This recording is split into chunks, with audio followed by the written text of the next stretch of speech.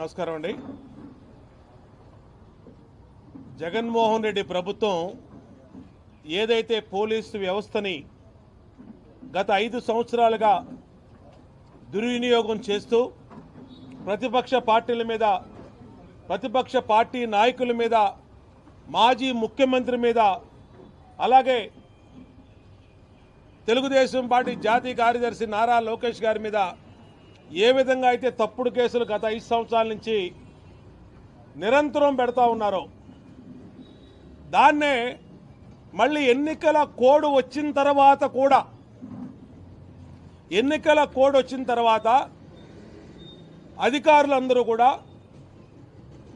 ఎన్నికల code commissioner గారి పరిధిలోకి వెళ్ళిపోతారు. కానీ ఇక్కడ ఏ రాష్ట్రంలో జరిగినటువంటి వింత పోకడ ఆంధ్రప్రదేశ్ రాష్ట్రంలో జరుగుతూ ఉంది. దీని మీద ఎన్నికల కమిషనర్ గారు కూడా దృష్టి పెట్టాలి. ఎందుకంటే ఇవాళ ఆపద్ధర్మ ముఖ్యమంత్రిగా ఉన్నటువంటి జగన్మోహన్ రెడ్డి ఎమ్మెల్యే లేరు, మంత్రులు లేరు, ముఖ్యమంత్రి లేడు, కంప్లీట్గా ఎలక్షన్ కోడ్లోకి, నిబంధనలోకి రాష్ట్రంలో అన్ని వ్యవస్థలు వచ్చిన తర్వాత కూడా మీ కళ్ళ ముందే తప్పుడు కేసులు పెట్టి నామినేషన్ వేసినటువంటి నన్ను ఈరోజు పోలీసులు నిత్యం వేధిస్తూ ఉన్నారు. నిత్యం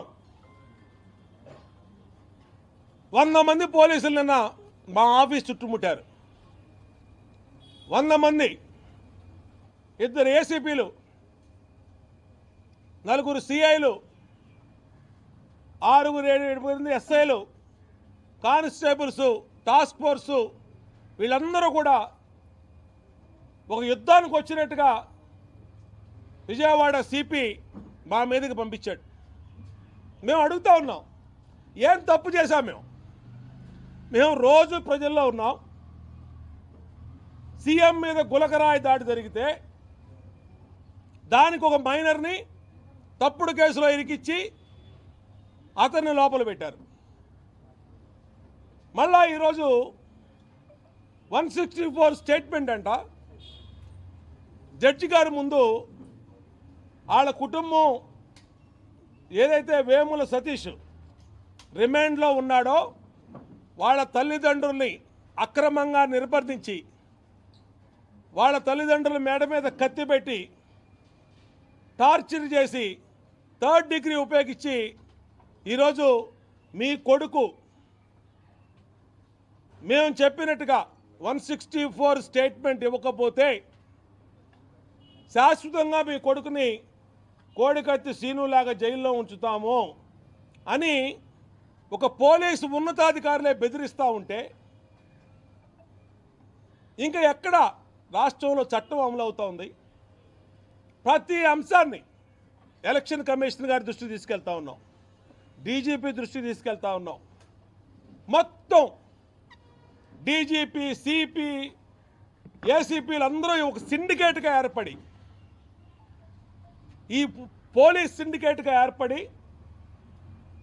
Telugu Desam party nomination MLA contested క్యాండిడేట్లను వేధిస్తానికి కుట్ర పన్నారనంటే ఇంతకన్నా దుర్మార్గం ఉందా అని అడుగుతా ఉన్నా. సిగ్గుతో చచ్చిపోవాలి మీరు ఐపీఎస్లు. మీరు ఉన్నతమైన చదువులు చదువుకొని కష్టపడి ఐపీఎస్లు అయ్యి ఇవాళ ఒక నేరగాడి చేతిలో కీలుబొమ్మలుగా మారిపోయారంటే ఇంతకన్నా దుర్మార్గం ఉందా? మీ చొక్కాల మీద ఉన్నటువంటి ఐపీఎస్ సిగ్గుతో తల వంచుకుంటుంది, సిగ్గుతో తల వంచుకుంటుంది. సిపి కాంతిరావు అన్న టాటా అని చెప్తా ఉన్నా, డీజీపీకి చెప్తా ఉన్నా, సీతారామాంజలికి చెప్తా ఉన్నా. ఏంటిది? ఉలకరాయి వేశాడని అతను తీసుకెళ్లారు. అతను స్పష్టంగా చెప్పాడు, ప్రెస్లో పేపర్లో వచ్చింది. మా అన్నా క్యాంటీన్ని, మా ఇంటి పక్కన ఉండే అన్నా క్యాంటీన్ తొలగిచ్చారు.